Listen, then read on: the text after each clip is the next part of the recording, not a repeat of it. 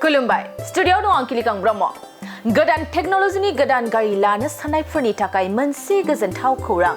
Odalguriang menna hasigan godan model ni godan Suzuki Swift.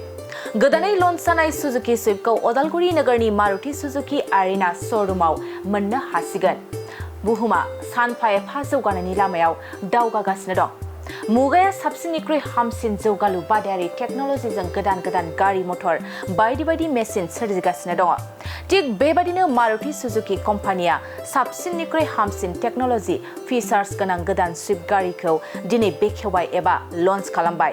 दिनैनि गोदान Suzuki Swift launch खालामनाय समावनो दोनस्रि बियाबनि एमसेले प्रेस मोसाहारिनि गाहाय आलासि महरै नुजाथिनानै अदालगुरि नोगोराव थानाय मारुति सुजुकी एरेना श'रुमाव गोदान डिजाइननि गोदान स्विफ्टखौ बेखेवनानै होयो।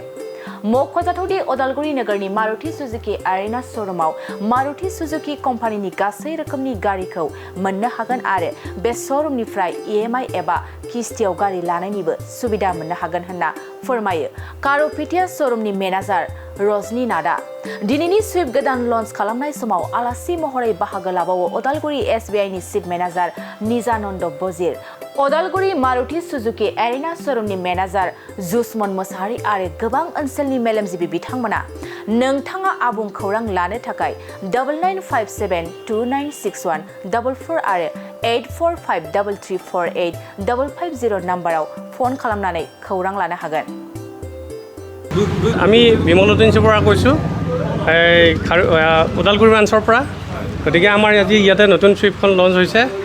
নতুন চুইফ্টখনত মেইনলি ছেফটি নৰ্মছৰ ওপৰত গুৰুত্ব দিয়া হৈছে। ইয়াতে সন্মুখৰ পিনে এটা স্পৰ্টি লুকছ দিয়া হৈছে, প্লাছ ইয়াতে ছেফটি নৰ্মছৰ ভিতৰত একদম লয়েষ্ট মডেলৰ পৰা টপ মডেললৈ 6টা এয়াৰবেগ আছে আৰু আপোনালোকৰ মাইলেজটো এতিয়া আগৰ গাড়ীখনতকৈ এতিয়া বেছি ভাল ধুনীয়া মাইলেজ দিছে। 25.7 মাইলেজ আপোনালোকে পাব। গতিকে আপোনালোকে আহক ইয়াতে ওদালগুৰিলৈ আহি কেনে আমাৰ লগত যোগাযোগ কৰক বিমলত এজেঞ্চিৰ লগত। আৰু ফাইনেন্সৰ সুবিধাখিনি আমাৰ তাত গোটেইখিনি আছে। ওৱান ষ্টপ সলিউশ্যন হয়, ইয়াতে গোটেইখিনি পাব, ক'তো দৌৰিব লগা নালাগে। আৰু পুৰণা গাড়ীৰ সুবিধাটো আমাৰ তাত পুৰণা গাড়ী এক্সচেঞ্জ কৰি কিনে নতুন গাড়ী ল'ব পাৰি, সেইখিনি সুবিধা আমাৰ তাত দিয়া হৈছে। গতিকে আপোনালোকে আহক। আৰু কিছুমান গাড়ীত এতিয়া ভাল অফাৰো দিয়া হৈছে। নতুন গাড়ীখনত বাৰু নাই, কিন্তু ভাল এক্সচেঞ্জ অফাৰো দিয়া হৈছে। বা আপোনালোকে গুৱাহাটীৰ যিটো মূল্য সেই মূল্যতে ইয়াতেও পাব, ওদালগুৰি বোলে বেলেগ মূল্য নাহে আমাৰ। গতিকে আপোনালোকক কৈছোঁ, আপোনালোকে যিমানখিনি পাৰে আমাক ইয়াতে সহায় কৰক। আৰু এইখন গাড়ীৰ ষ্টাৰ্টিং প্ৰাইচ 6.70 পৰা আৰম্ভ আৰু একদম টপ মডেলখনত আপোনাৰ 9,80,000 ভিতৰত গাড়ীখন হৈ যায়। গতিকে আপোনালোকে আহক, আহি কেনে আমাৰ লগত যোগাযোগ কৰক, যিখিনি পাৰি আমি সহায় কৰিম আপোনালোকক। ধন্যবাদ। হয়, আমাৰ তাত গোটেইখিনিয়ে পায়, মাৰুতিৰ প্ৰডাক্ট গোটেইখিনিয়ে পায়। K10, ৱেগানাৰ, এছপ্ৰেছো, চেলেৰিঅ', চুইফ্টখন বাৰু পালে, তাত DGR, আৰ্টিগা, XL6 গোটেইখিনি আমাৰ তাত উপলব্ধ হয়। ব্ৰেজাখন আমাৰ, গ্ৰেণ্ড ভিটাৰা আমাৰ। গতিকে আমি দিব পাৰোঁ, আপোনালোকে আহক। মাৰুতিৰ যি প্ৰডাক্ট আছে আমাৰ তাত গোটেইখিনিয়ে পাব। তেনেকুৱা বৰ্তমানটো ভালেই দেখিছোঁ। গতিকে আমাৰ তাত চুইফ্টৰ বুকিঙো যথেষ্টখিনি হৈছে। এতিয়ালৈ আমি ওদালগুৰিৰ পৰা প্ৰায় 10টা বুকিং পঠাইছোঁ নতুন চুইফ্টৰ, আৰু বাকী আহিব বুলি আমি ভাবিছোঁ। তেনেকুৱা আশা কৰি আছোঁ। আৰু ৰাইজক আমি এটাই অনুৰোধ কৰিম, গতিকে আপোনালোকে আহক, আহি কেনে আমাৰ ইয়াৰে স্থানীয় ডিলাৰ, গতিকে আপোনালোকে আহি ইয়াতে যোগাযোগ কৰক, আৰু যিমানখিনি পাৰি আমি সহায় কৰিম আপোনালোকক। যদি আপোনালোকৰ ডিলাৰৰ পৰা গাড়ী ল'ব বিচাৰে, হয়, আমি আমাৰ ডিলাৰৰ পৰা গাড়ী ল'ব বিচাৰিলে এইখিনিয়ে ক'ম, মানে ওৱান ষ্টপ সলিউশ্যন। আপুনি ক'তো দৌৰিব নালাগে, আমি যিমানখিনি পাৰোঁ আপোনাক ইয়াতেই সুবিধা কৰাম, গোটেইখিনি ব্যৱস্থা কৰাই দিম। গাড়ী লোৱা কণ্টেক্ট আমাৰ ফোন নাম্বাৰ দিম, আমাৰ ফোন নাম্বাৰ আছে। গতিকে মই মোৰ নাম্বাৰটোকে ক'ব পাৰোঁ। গতিকে যদি আপোনালোকে কৰে তেনেকুৱা মোৰ নাম্বাৰটোতে আপোনাক মানে যোগাযোগ কৰিব পাৰে। মোৰ নাম্বাৰটো কৈ দিম, 6001902151 ৰজনী নাথ।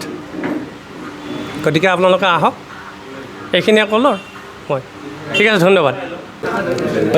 দিनै বিমল अट' एजेन्सिनि दैदेननायाव उदालगुरि टाउननि मोनसे डिलाराव गोदानहै जिथु सुइफ्ट मारुतिनि मोनसे गोदान मोनसे लन्च जादों आरो बे हाबाफारिखौ दिनै बिथांमोना दिनै आंखौ हांख्रायनानै बेखेवनाय हाबाफारिखौ दिनै आंखौ बेखेवहोदों बिनि थाखायनो आं गिबियावनो दिनै बे डिलारनि मेनेजारजों लोगोसे गासै स्टाफ बिथांमोनखौ आं धन्यबाद होदों आसा खालायदों जोंनि उदालगुरि टाउननि सिङाव थानाय माखासे जायफोर गारि लाग्रा बा गारिखौ जेनेबा लानो थाखाय दिनै ओंखारबोनाय आसा खालायदों बे गोदान मोनसे लन्च जानाय मारुति दिनै बेखौ बयबो बोजबनानै लागोन आरो बे जोंनि उदालगुरि ओनसोला माखासे गोलैसोनाय ओनसोल आरो बेफोरनि हाबाफारिनि गेजेरजों जाहाथे मोनसे बिजनेसफ्रा मोजाङै सोलिथों आरो जों जौगानाय मोनसे हाबाफारि लांनांगोन बेबो जोंनि मोनफा जिथु मारुतिया दिनै मारुति मोनसे कम्पानिया जि मोनसे लन्च जानाय लोगो लोगो जोंनि बे उदालगुरियाव सफैनो हादों खोब मोजां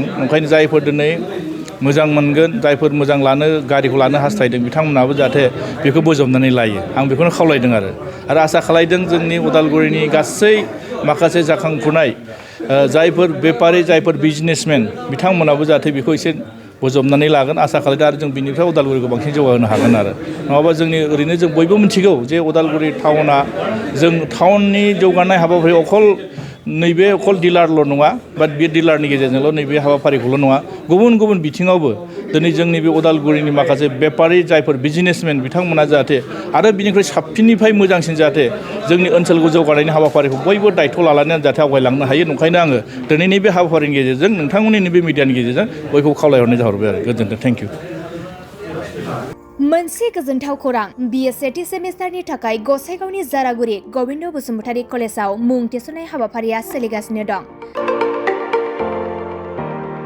गिबि 100 फरायसाफोरनि थाखाय स्पेशल अफार आरो गुबुन रोखोमनि बेसेन नाङै क्लासनि सुबिदा होनानै मुं थिसननाय हाबाफारिया सोलिगासिनो दं बे फरायसालियाव फरायसाफोरा गावनि गोसोबादि आयदाखौ सायख'नानै लानो हागोन लोगोसे basic computer class self defence आरो स्पोकेन इंलिश क्लास बायदि सुबिदाफोरखौ बेसेन होआलासे फरायसाफोरा सोलोंथाइखौ लानो हागोन लोगोसे बे फरायसालिमायाव गासैबो फरायसाफोरनि थाखाय फ्रि बास सार्भिसबो होनाय जादों लोगोसे गासैबो थाखोनि बिजाबजों बुंफबनाय बिजाब बाख्रिनिबो सुबिदा दं